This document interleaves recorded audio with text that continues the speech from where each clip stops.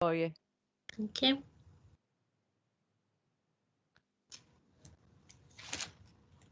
Live. Thank you. So welcome to the Finance and Resources Committee. So 5th of February 2021. We'll start with the first item on the agenda. So we've got apologies. Is there any apologies?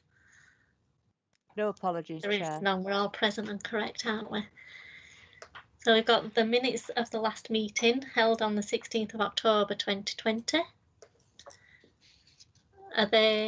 Can they be approved? Move the minutes. Seconded. Okay. Is there any matters arising from those minutes? No, I don't see any hands going up, so we'll take that as it is. So are there any urgent items? There's none for discussing at today's meeting. So admission of the public, agenda item E13 is for exclusion of the public due to possible disclosure of financial and business affairs. Are there any declarations of interest from any members present? I shall take the silence as a no. So if we move swiftly on to the agenda item 6, Treasury Management Mid-Year Review. So I'll hand you over to Alison Wood. Morning everybody. So this is the Treasury Management mid-year review report. So this is reflecting on the Treasury Management policy that was approved at full authority in February last year, and it covers a period from the 1st of April to the 17th of December. Section 2.3 gives some economic context which has been provided by our Treasury Management advisors. Section 2.4 talks about as investment performance. So we had an average balance of 39.6 million invested during the period, and that's boosted primarily by the pension grant that we receive at the end of July. Appendix A actually shows where investments that were from the start of April and also at the 17th of December by counterparty, sector and by country. So borrowing performance, so long-term loans at the end of September totaled 45.3 million, and there's been no new long-term loans in the period. So section 2.5.3 explains how the Public Works Loan Board actually increased their rate of interest in October 2019, and it actually reversed that decision November last year to actually put it back to what the rate it was before. So 2.6 talks about revenue budget monitoring, and I expect that the budget for capital financing charges will be underspent in this financial year. And as per the minimum revenue provision policy, any underspends they actually intend to do an additional voluntary revenue contribution. So what that does, that effectively reduces our capital financing requirement and reduces the revenue costs of our capital finance plan. So Appendix C shows our prudential indicators, which were set out in the Treasury Management Strategy, and we've comfortably complied with all of those. 2.8, I can report there's no risk and compliance issues, and happy to take any questions. Thank you, Alison. Do any members have any questions they'd like to bring up or comments? Councillor Hall.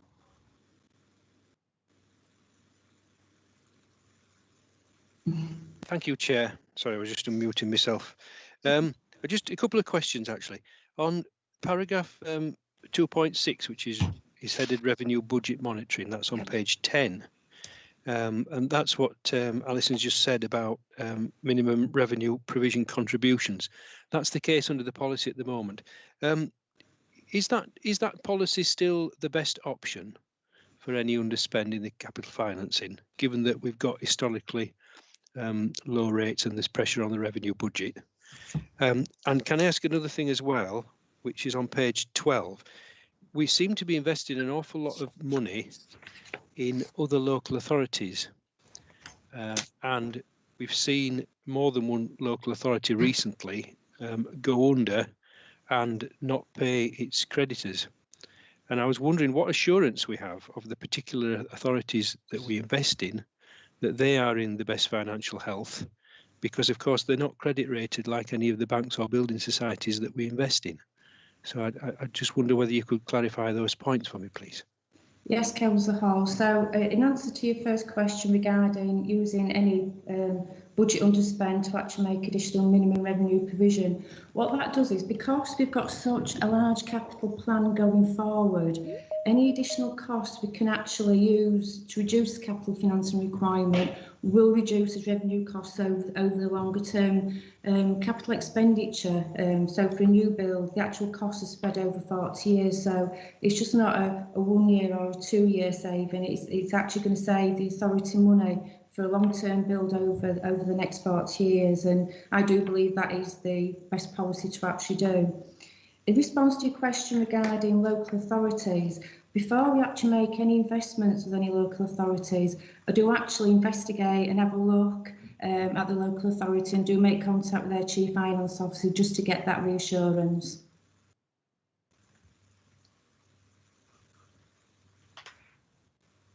Councillor O'Donovan.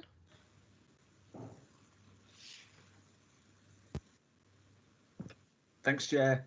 No, just to say, I think it's easy to,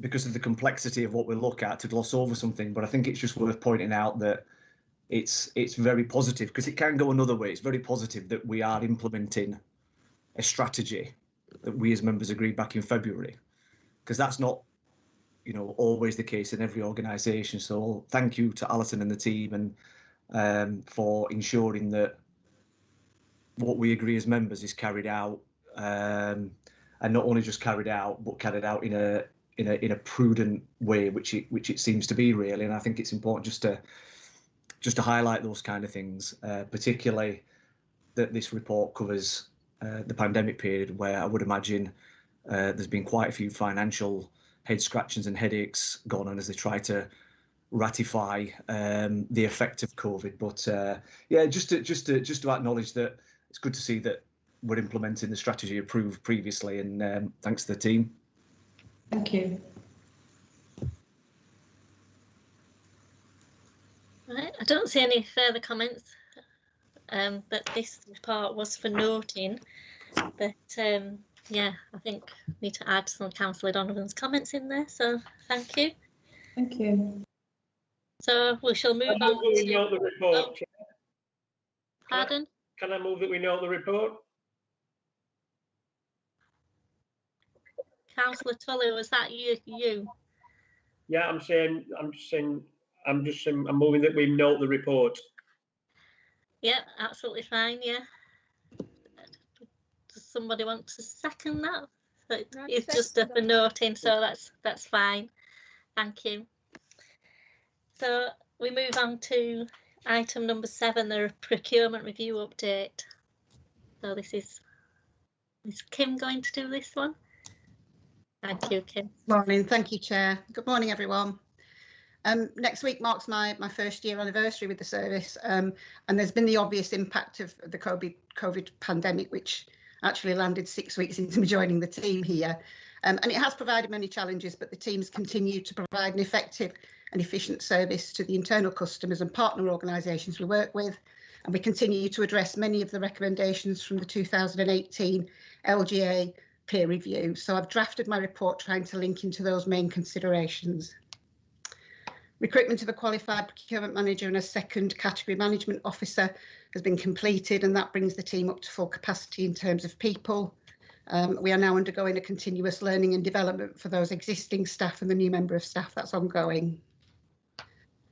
There's a much increased focus and awareness of procurement across the organisation, and we've got good working relationships built both internally and externally. And Appendix A just provides some positive feedback from some internal customers. We've now got robust and compliant procedures and standards that have been introduced or improved, with template tender documentation, a new procurement approval document. We've got a much improved contracts register and a variety of guidance and advice documents that are easily available on our SharePoint site. An exemption to contract procedure rules request process is now embedded, and that provides a further control if CPR are not going to be adhered to. Historically, that has happened with no overview or approval by senior management. Some examples of an exemption might be that there's a limited number of suppliers in the market and we've perhaps only obtained 2 quotes back, 2 responses back. So an exemption allows us to award without having to obtain a 3rd quote, which CPR would state we need to do. Some existing arrangements during the COVID pandemic have been extended, and that was permissible under the COVID procurement policy note issued from the Cabinet Office. A recent amendment to contract procedure rules was approved by full authority in December to ensure that we're compliant with the Cabinet Office mandate to publish all our opportunities above £25,000 on Contracts Finder, and that's done automatically by our new e-procurement system called Intend. Procurement workshops are now planned, and these will further improve awareness and education across all departments and in the basics of procurement. And these will be followed up with targeted workshops, which will drill down and focus on the mechanics of the procurement process and will include life cycle costing, social value and sustainability. We have a departmental improvement plan that's now embedded, and that's reviewed weekly with the Chief Finance and Procurement Officer, and we're currently drafting the 2021-22 plan. Rollout of training for support departments to raise their own POs, purchase orders in OPEX, our ordering system, is now well underway, and that's significantly reducing the bottleneck that historically had occurred within my team. Achieving best value is now an essential theme for all our procurement projects, and the procurement team are now focusing on this. For example, the mandatory inclusion to consider social value and sustainability. The OPEX ordering system and SAP finance system integration project is now nearing completion, and that has addressed many of the functional issues that both systems were experiencing. Further developments may also be considered during the coming year, but they will be minimal. Self-service in our OPEX ordering system has now eliminated the historical paper-based 314 system for requesting stock items from stores, and all non-stock requirements are now managed electronically by my purchasing officer. The new e-procurement system Intend is now fully implemented, and we're also using Credit Safe, which allows us to track and monitor awarded suppliers' credit status throughout the term of a contract, and this provides us with an improved assessment of suppliers' financial standing. Collaborative and joint working is proving very, very beneficial. We've recently completed an MOU for the Yorkshire and Humber region, so that all the procurement teams have signed up to the MOU.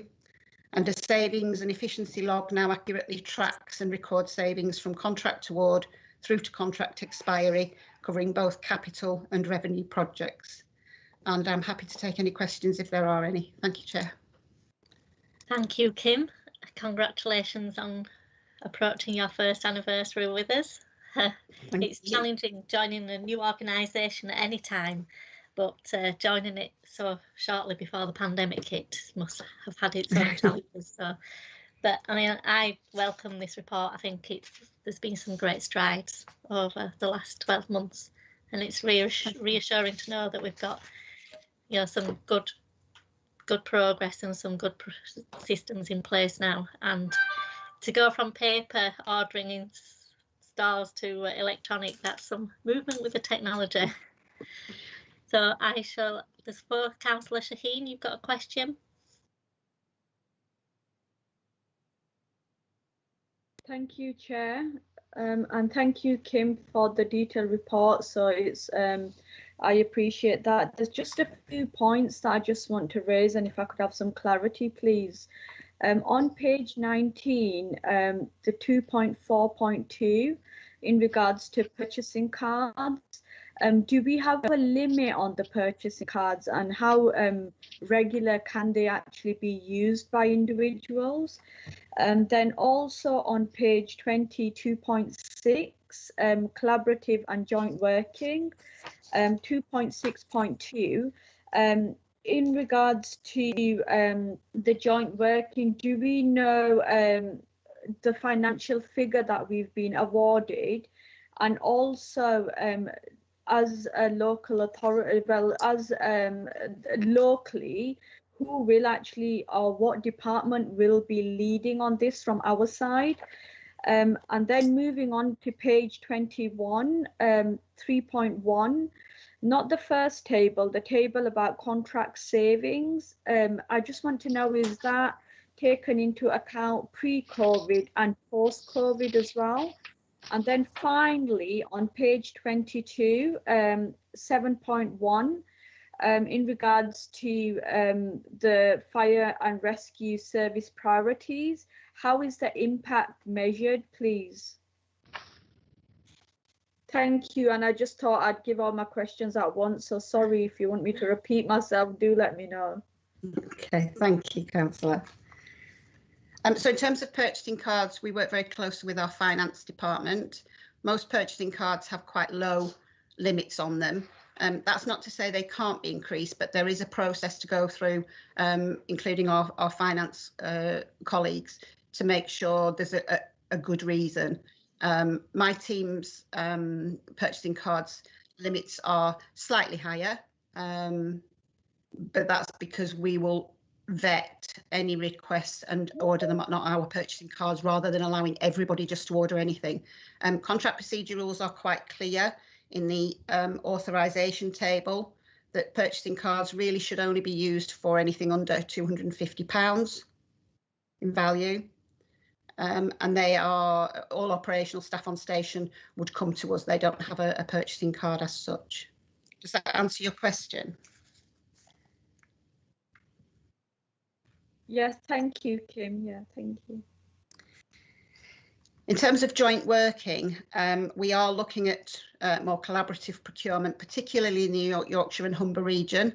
Instead of ourselves, Yorkshire and Humber Fire and Rescue and South Yorkshire Fire and Rescue, instead of all three of us going out for the same thing, we will start to do joint and collaborative procurement. So we're only doing it once.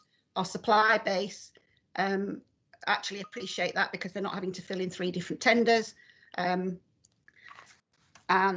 in terms of the financial figures, I will have to have a look into that, I'm afraid, and get back to you. Is that okay? That's absolutely fine. Yeah, thank you. What we are trying to do with collaborative procurement is we will agree between the 3 of us who's going to lead on certain procurements. South Yorkshire have led on a couple that we're working on at the moment for fire kit and laundry of fire kit. So we would probably take it in turns, probably mostly between West Yorkshire Fire and South Yorkshire Fire, just because we have dedicated procurement teams who have more resource than Yorkshire and Humber. But we will agree, as part of the MOU, we will agree who will lead. In terms of the savings and efficiencies log, that is ongoing, and that's been in place since March 2020.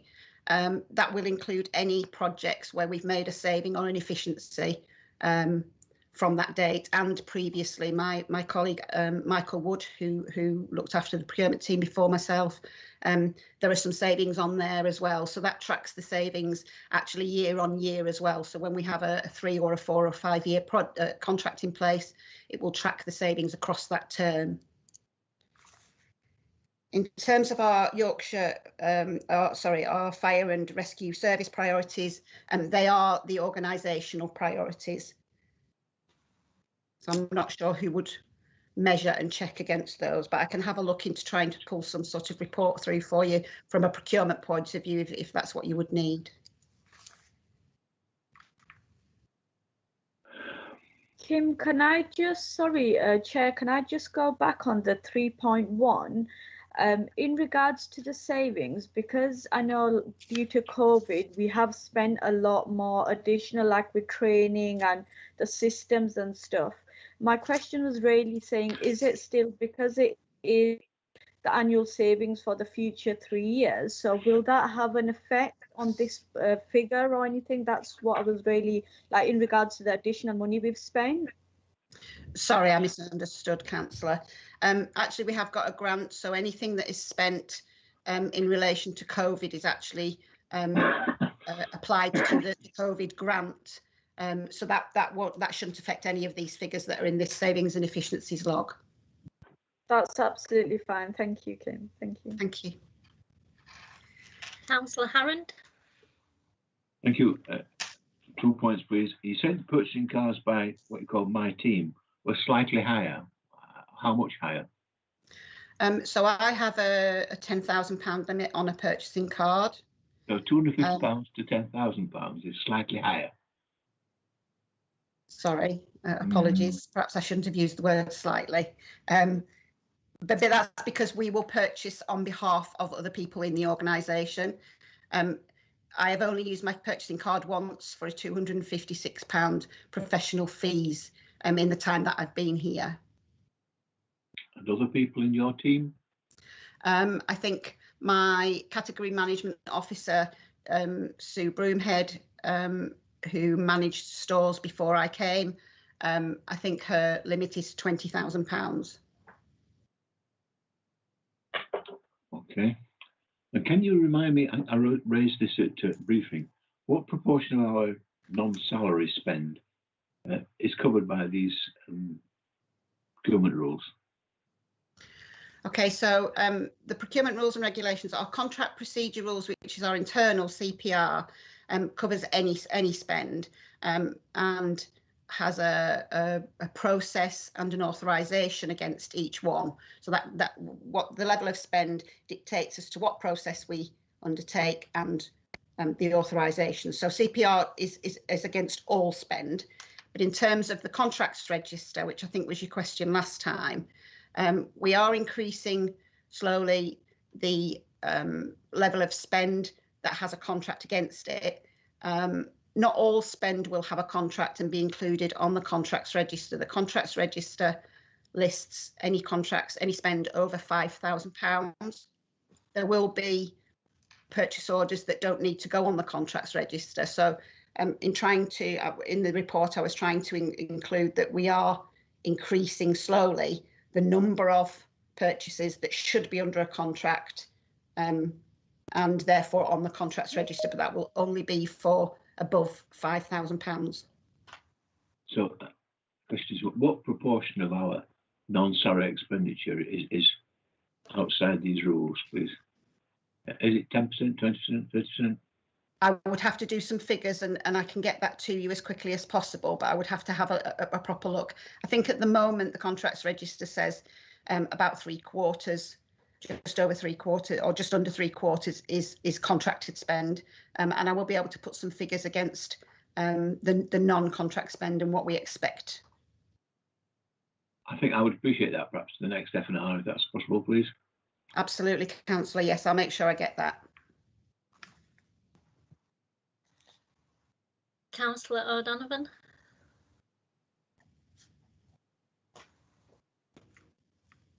Thanks, Chair. I think we thanked Michael Wood at the end of his tenure. We, as a committee, we agreed to extend his tenure in order to finish off some bits of work, and he did a great job.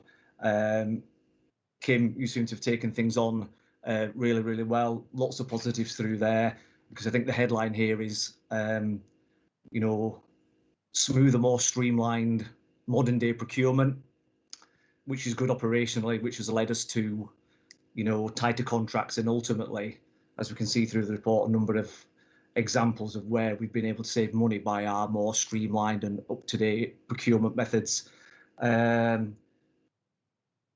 We've agreed at many meetings in the past that the level of spend that different officers have and different teams have in order to purchase things that we need for the organisation, from the very small to the very large. So I have no problems with the different limits set, because we're a multi-million-pound organisation with expenditure, and somebody needs to spend it, and somebody needs the delegated powers in order to spend and buy the things we need in authority. So I have no problems there at all.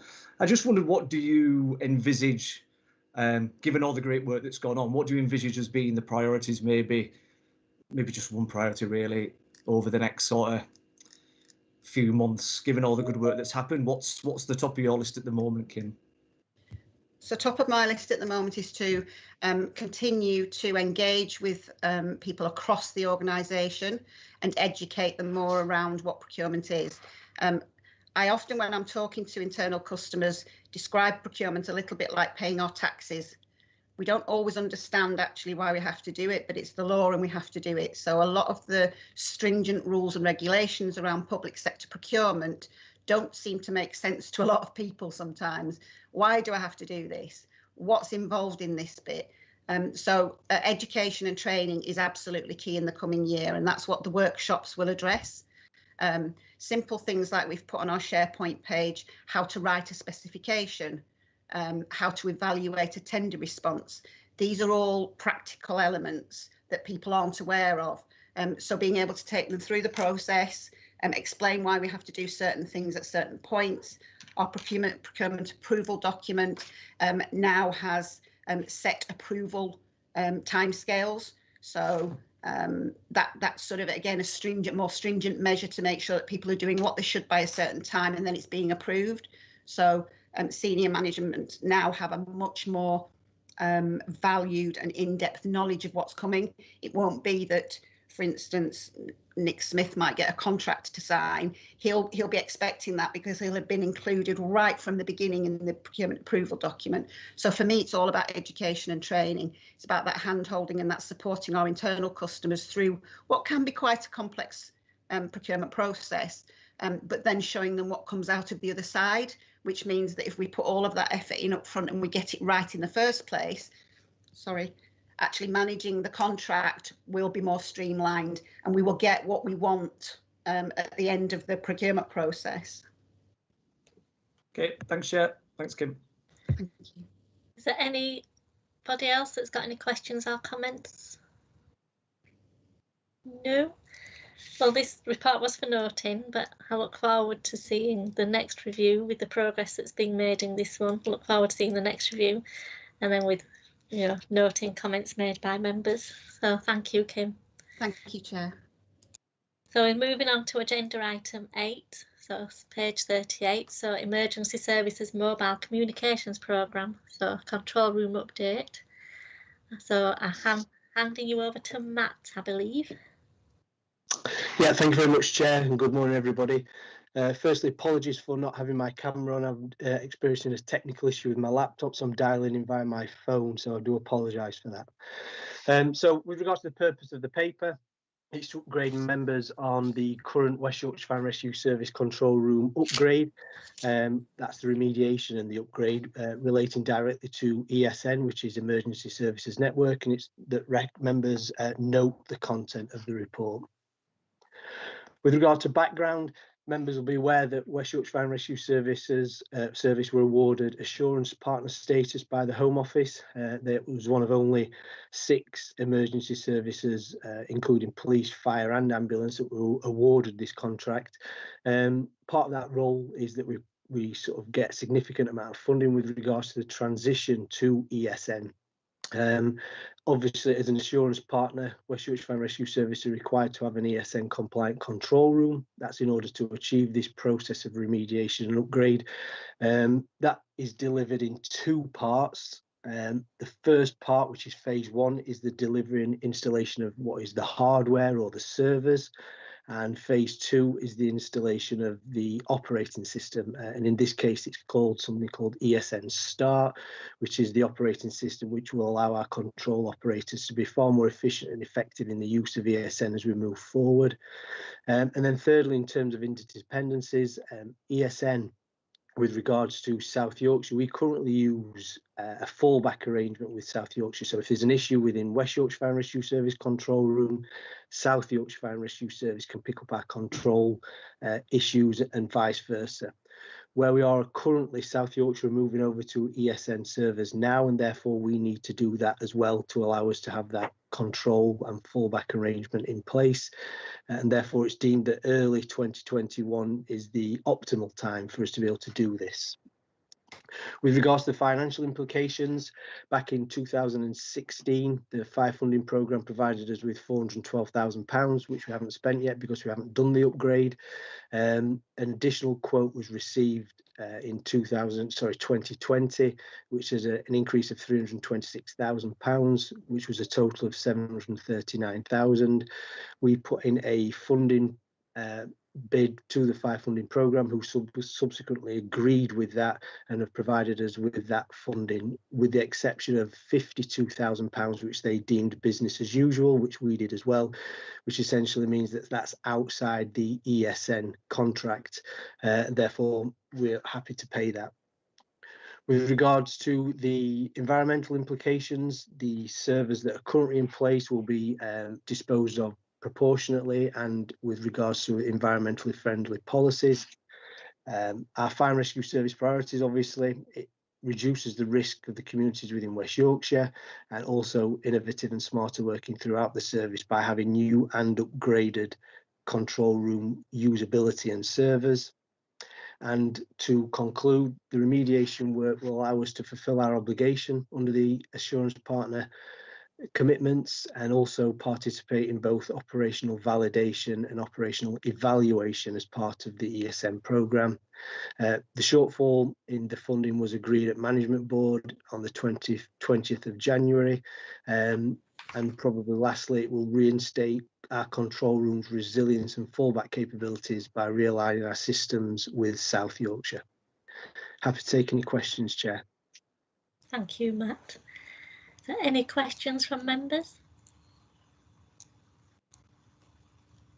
No? Right, well, thank you, Matt. That report was for noting as well. So thank you for that. And we shall move on to agenda item 9, the environment of funds, managed print solutions. And this is Gail. Yeah, thank you, Chair. Good morning. We're planning to replace our current ad hoc printer estate with a single managed print solution. Originally, we'd planned to do this on a rental basis, but following discussions with Alison, the preference is now to buy this through capital. So we're seeking approval to via some capital funds from an underspend in the server storage project and then procure the print managed solution. Section 2.1 just provides some of the benefits of a managed print solution, from flexibility through to being able to better manage the printing costs and drive those down.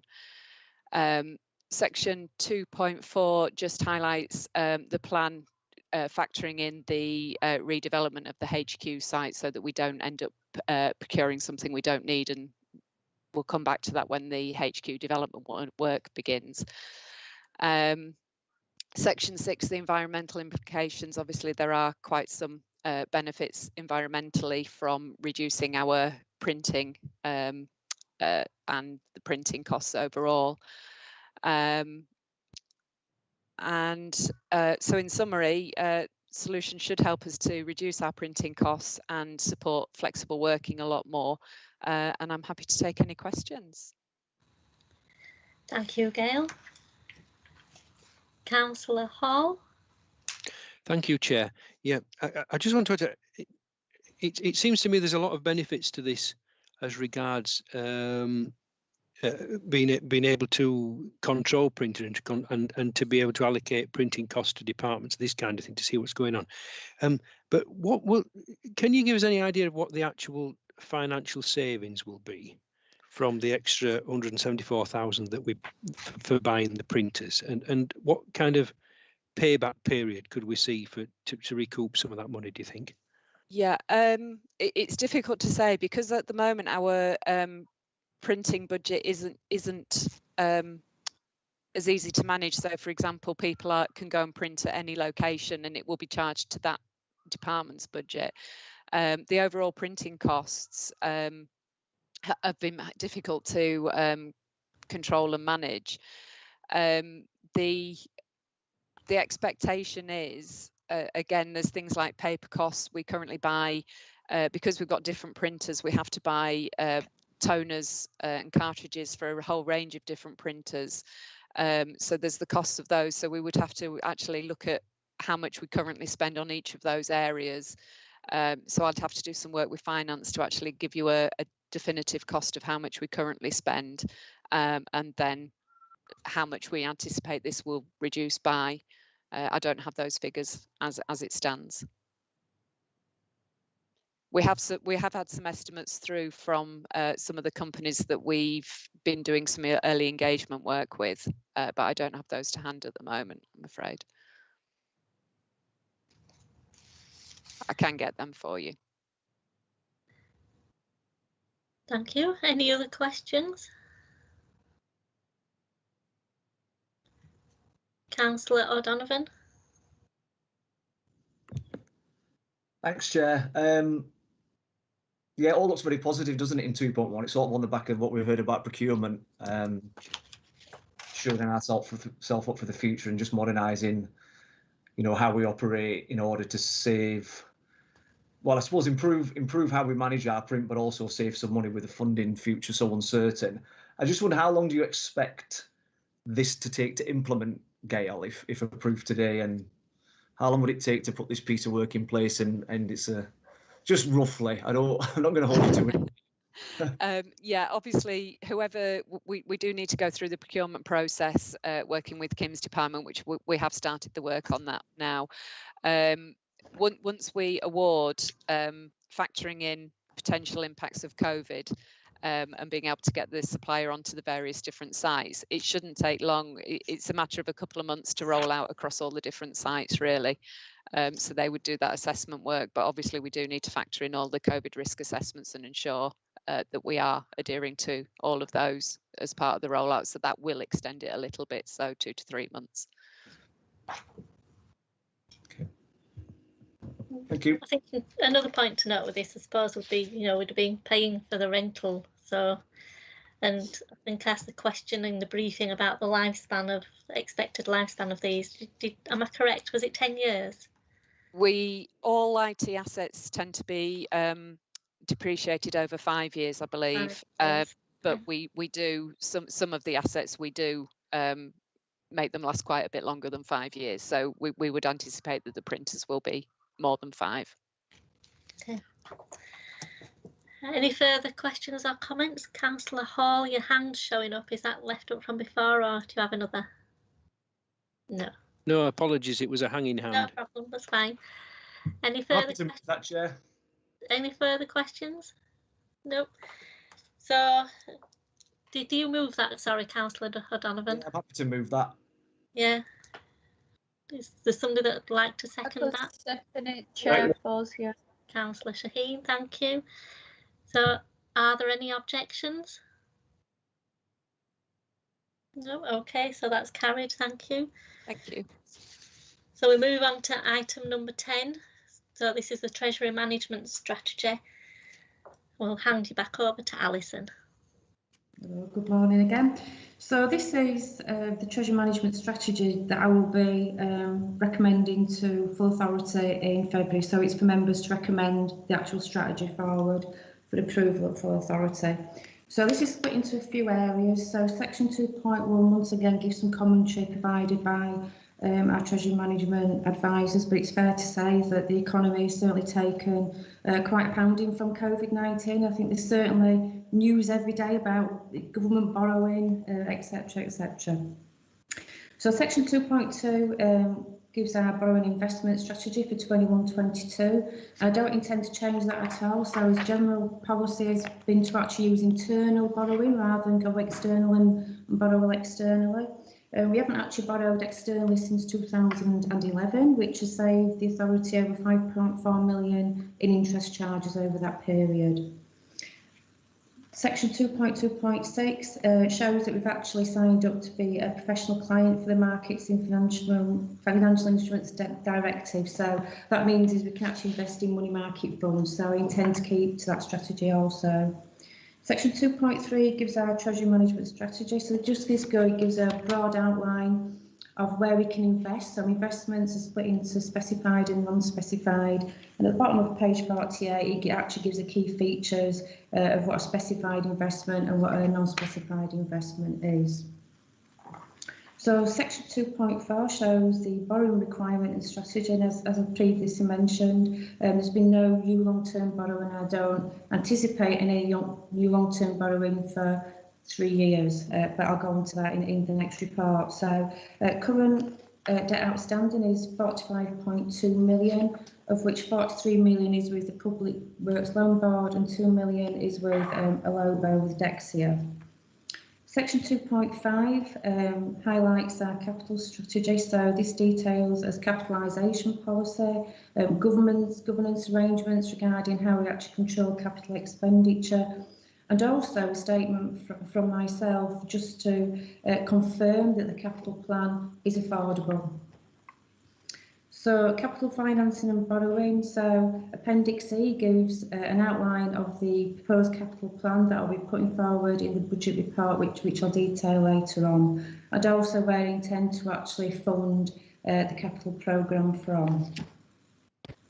So section 2.6 is a statement of policy on the minimum revenue provision. So as I mentioned in the previous report, the policy is to use any underspendings on capital financing charges to make additional voluntary revenue contributions, because what that does in effect, it reduces the capital financing requirement, which in effect reduces the revenue cost of financing the capital plan. Section 2.8 just is other matters, so just like to inform members that as from the 30th of June, the actual Treasury Management service will actually be provided in-house at FIRE. Currently it's via a service level agreement with Kirklees. I'm happy to take any questions. Thank you, Alison. Has anybody got any questions or comments?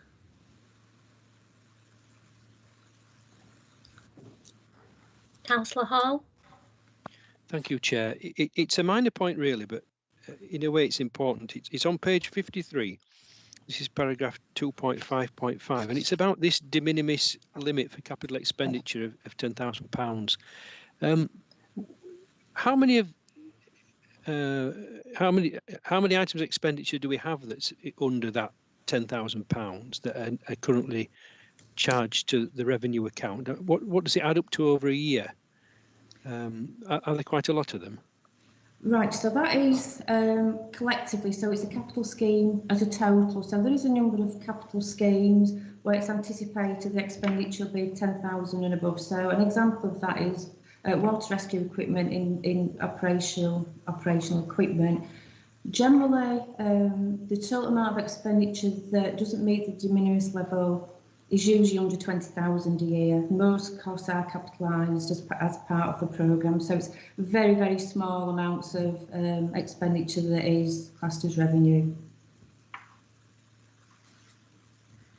Thank you. Any further questions? No. So this report is for approving, so it's just recommending that it go to the full authority for the approval of Treasury Management Strategy. I'll move it, Chair. No, I second that, Chair. Councillor Shaheen. Thank you. Is there any objections? No. We'll take that as carried then. Thank you. So we shall move on to agenda item 11, the quarterly financial review. Hand you back over to Alison. Thank you. So this is the usual quarterly financial review. So this is expenditure up to the end of December.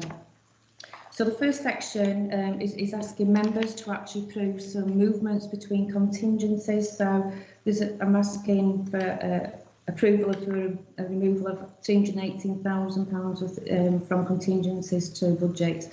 The main one is regarding the pay award, which we actually paid in October, so that cost £1 million. And section 2.1.2, section 2.1.9 explains those movements to contingencies. So moving on to actual revenue monitoring, so I'm actually forecasting a revenue underspend of 214,000 in this current financial year, the details of which are actually shown in the table in 3.3.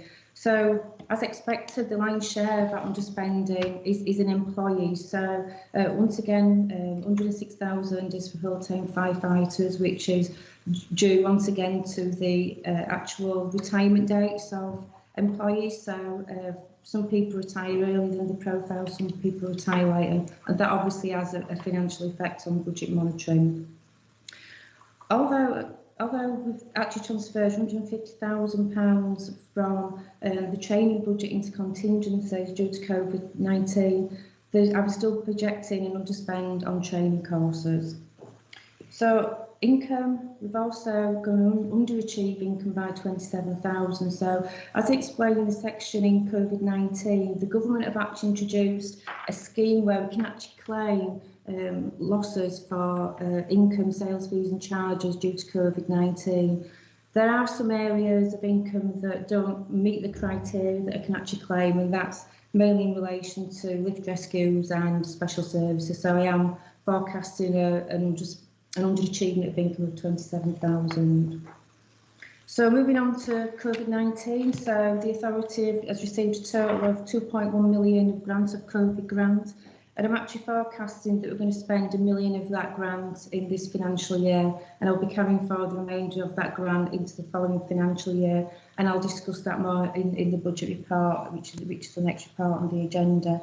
So the majority of expenditure is in relation to overtime. So that's to cover people that are either off sick or self-isolating. And because the authority actually suspended leave in the first quarter of the year, employees now want to take the leave, and we're actually having to pay overtime to actually fund that.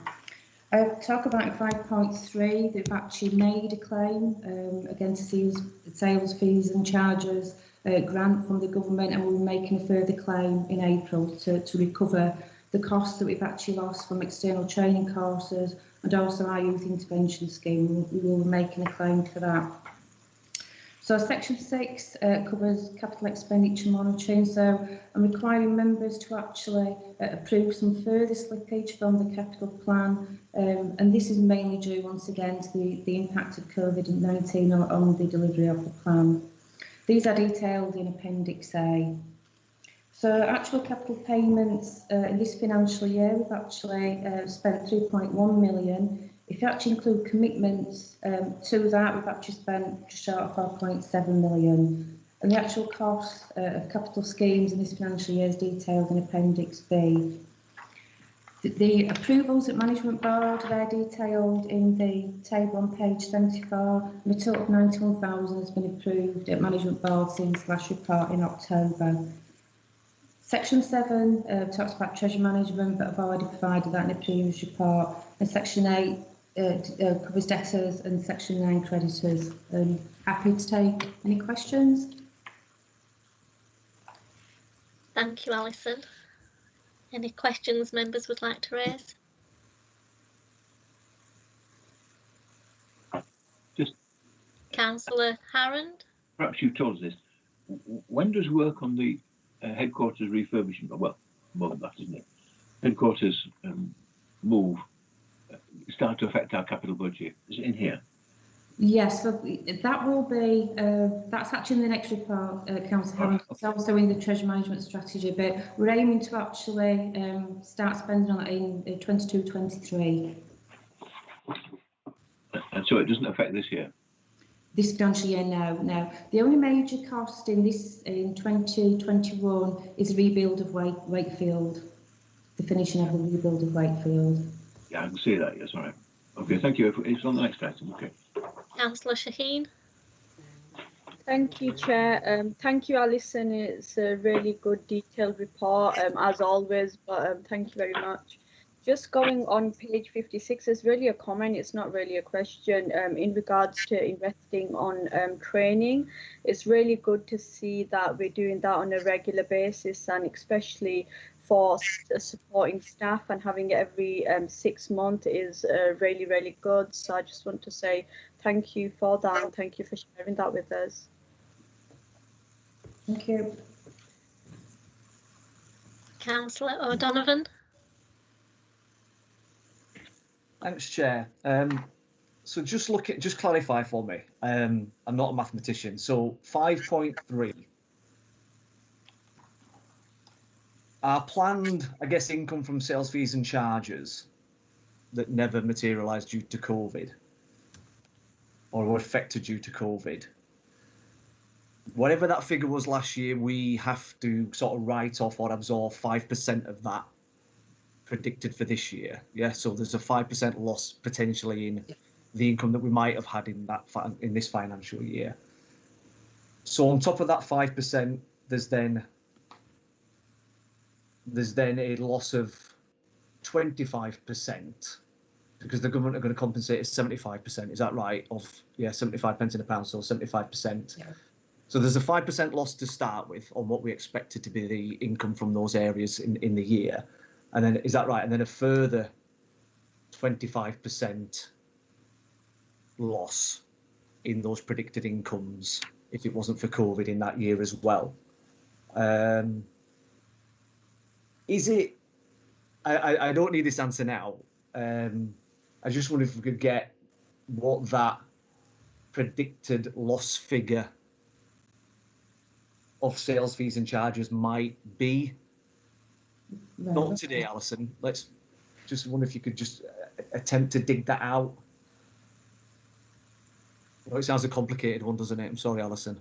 No, that's fine, Councillor Donovan. Yeah. As I mentioned previously, any losses, I will charge the COVID grant anyway. So any losses that we can't actually recover from this recovery scheme, I will charge against COVID grant anyway, because it is related to COVID-19. But I will get that information to you. Thank you.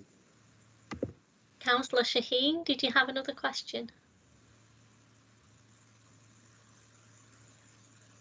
No, sorry, Chair. It was just That's my fine, just checking. Councillor Hall? Thank you, Chair. Yeah, just noting the conclusions of the report. It's good to see again that we've got an underspend or predicted underspend, and also that, you know, the government did make good on its commitment to pay what the shortfall was going to be due to COVID, because we looked that we got a grant of 2 million and we've spent 1 million so far, and we've got 1 million even to roll over into next year. Should there be any further cost to use it, or indeed just to support the revenue budget for next year. So I think those are two very good conclusions to the report. Thank you. Thank you. Any other questions, comments? No. So this report is for noting the current financial position, but it's approving a transfer of budget to contingencies and the revised capital plan. Move the report. So thank you, Councillor Tully. Is there a seconder? Thank you. Are there any objections? No, take that as carried then, thank you.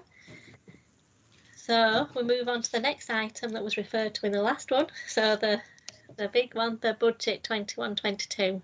Alison. Right, thank you. So this is the draft capital investment and revenue budget medium-term financial plan that I'll be presenting to full authority on the 25th of February. I also need member approval for some transfers to reserves as well, but I'll inform you when I get to that part. So the first section of it is capital investment. So Management Board proposed a 5-year capital investment plan of 57.58 million, which includes 16.522 million in 21-22. The plan includes 25.43 million for station rebuilds and the development of the headquarters site. It also includes investment in station refurbishments, operational equipment, replacement of fire appliances, and also improvements to our ICT infrastructure. So details of the capital plan is shown in Appendix A. So capital financing, as you can see in the table at the top of page 85, the lion's share is going to be by borrowing. So that will be in the main where I can do internal borrowing. But due to the size of the capital plan, I actually anticipate that we may need some new long-term borrowing from 2023. As I've mentioned previously, we've actually saved 5.4 million in interest charges by actually using our own internal borrowing. I also intend to exhaust our capital finance reserve totally, which the policy is to use the capital finance reserve to build for major developments, which include station rebuilds and also headquarters site. So section 3 goes through the prudential indicators, and what this demonstrates, it's a range of indicators that demonstrates that the capital plan that I'm presenting to members is affordable. So there's quite a host of indicators. So the first of all is capital financing requirement. As you can see, that increases as the years progresses, but that is due to the size of the capital plan. The first key indicator is also to indicate that over the medium term, net borrowing will only be for a capital purpose. And I can say that we've certainly adhered to that prudential indicator in previous years, and I see no reason why we can't adhere to that indicators. There's two other indicators that control the overall level of borrowing, which is the authorised limit and the operational boundary. But I think the most important indicator is the affordability indicator. So this shows the proportion of capital financing charges as a proportion of our revenue budget. And as you can see, although it goes up in 24, 25 to 7.76%, it's still below the 10% benchmark, which myself and other finance directors, that is sort of the limit that I wouldn't approve the capital plan if we went above 10%. So I can reassure members that the capital plan that I'm presenting to you is affordable.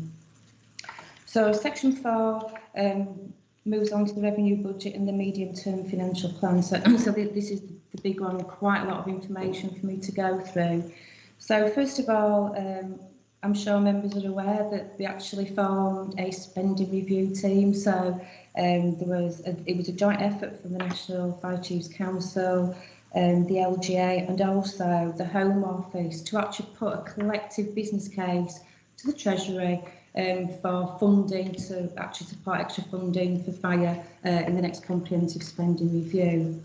However, due to the effects of COVID-19, the comprehensive spending review was cancelled in the summer, and we've actually got another one-year deal. So once again, the Chancellor didn't make any specific reference to protecting fire and rescue services. Certainly mentioned about protecting funding for the NHS, defence and education.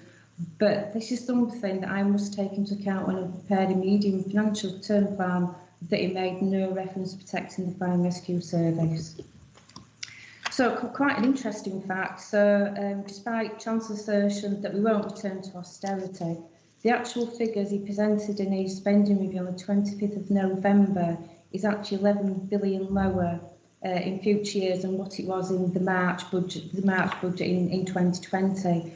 So what the OBR has stated is that, you know, it could be a difficult spending review, should I say, in the summer. I think that's something that we certainly need to be aware of, which are brought to your attention.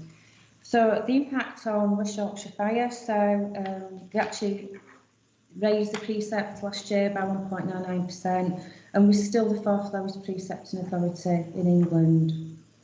So in this spending review, the Chancellor announced a pay freeze in 21-22, and following that guidance, have made no provision in the base budget for 21-22 for a pay award.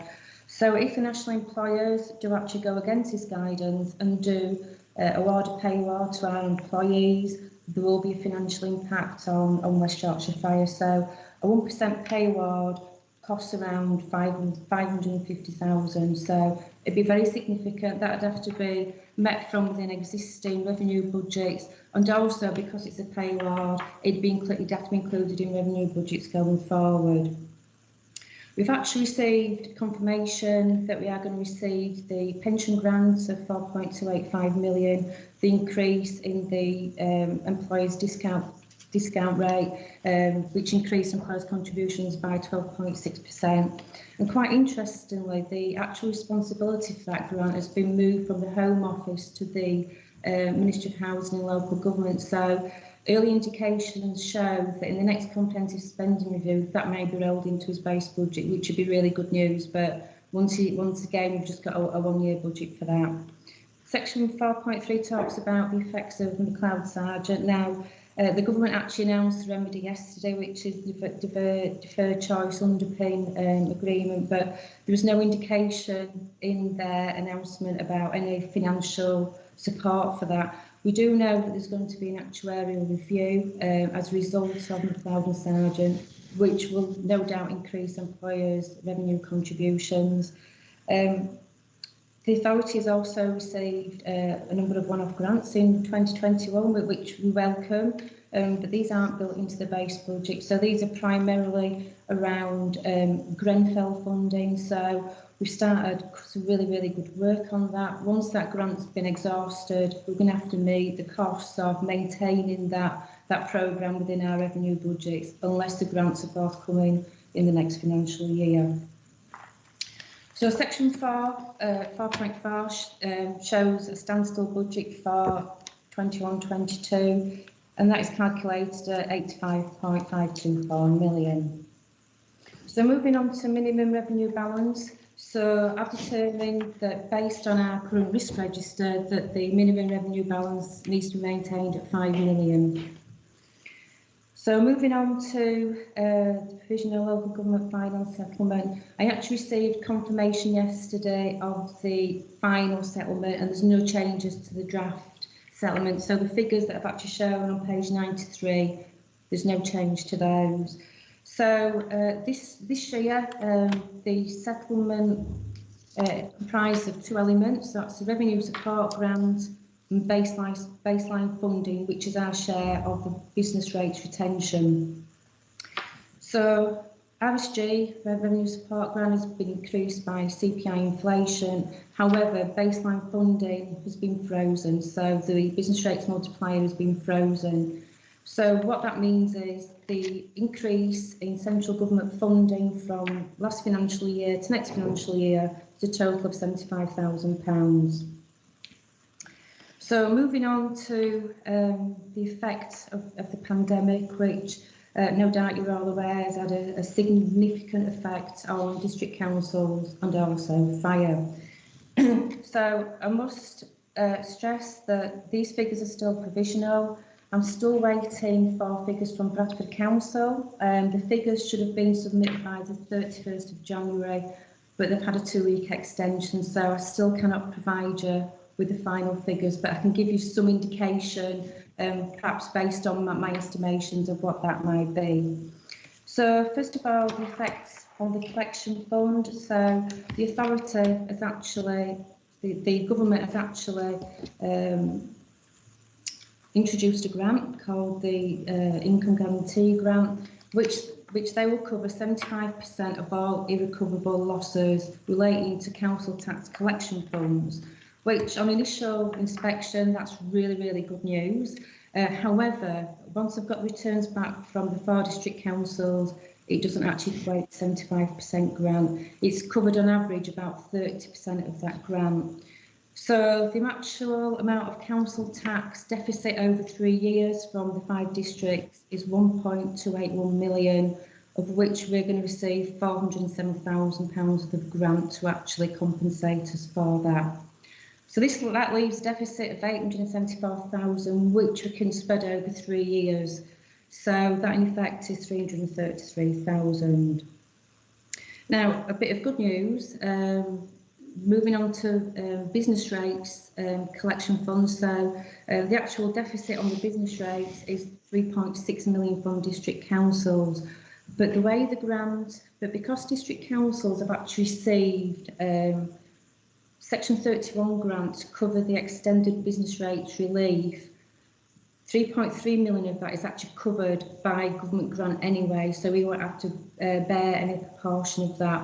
And also the compensation grant, the 75 compensation grant is actually 75% of that. So the initial thoughts on the huge deficit on the business rates sort of is compensating for the large deficit on the council tax. So moving on to the tax base. So initial thoughts was that the tax base, there was a 2% reduction. It's come back from district councils. The actual reduction in tax base is transpired to be an average of 1.2%. So that's good news for the authority. But the tax base normally increases by about 1.5% each financial year. I actually included in the medium-term financial plan for this next financial year an increase of 1.1%. So actually included in the medium-term financial plan, assuming a precept increase, I was anticipating an extra £1.347 million of income just from the increase in tax base and the precept increase. Now, the government has actually confirmed that they're going to pay us a grant, which is called the Local the local council tax support grant, and they've actually confirmed they're going to actually pay us 1.176 million to compensate us for that, so that's welcomed as well. So moving on to referendum principle, so the government has set the referendum principle for fire and rescue authorities at 1.99%. I've mentioned there that the Police and Crime Commissioner, they've set theirs at 15, and I can confirm that West Yorkshire Police will be recommending the full £15 increase to their PCC. So moving on to business rates, so as part of the local government finance settlement, the actual government gave an indication of the amount of grant we would get from district councils, which they indicated it would be 7.81 million. But due to I would imagine the effects of COVID-19, the actual number of businesses within the 5 districts has lowered, and actual returns have shown that that income is transpired. It's going to be 206,000 less than what we anticipated. We actually received Section 31 grants also to compensate us for any any policy around about giving business rates relief. Once again, I can't give you those final figures because I'm still waiting for the returns from Bradford Council. So precept income, I will be recommending to full authority on the 25th of February a precept increase. So a 1.99 precept increase will generate 858,000 additional income in 21-22. Section 6 goes through my positive assurance statement, just giving members reassurance that the budgets have been prepared accurately and robustly. So moving on to medium-term financial planning, the table on page 97 shows, I've talked about all those deficits regarding collection fund and business rates. As it stood when I wrote this report, obviously I've given you an update. It was looking at a deficit of 572,000. Now I've just mentioned all the other deficits, and they all add up to 593,000, so not that far out really, because the council tax is worse than the business rates is better, then it's more or less evened each other out. But once again, I can't give you those final figures until I've got the full return from Bradford, so that may still change. So what I intend to do, because the deficit is attributable to the effects of COVID-19 on the collection fund deficit, on the business rates deficit, and also on the tax base, I intend to use the COVID-19 grant to actually support the base budget, and I believe that is legitimate. There's no the COVID-19 grant had no restrictions on that, so I intend to use the COVID grant for that purpose. So 7.2, so the budget has been calculated in conjunction with budget managers, and it's also been ratified at management board. So 7.3 shows budget growth and savings. I don't intend to go through those in great detail, but that shows there's a whole host of budget growth and savings. The total amount of growth is actually 3.2 million. So even though we've got reductions, we can still support things like retained recruitment, and we're actually doing recruiting 32 firefighters next year, which is really positive.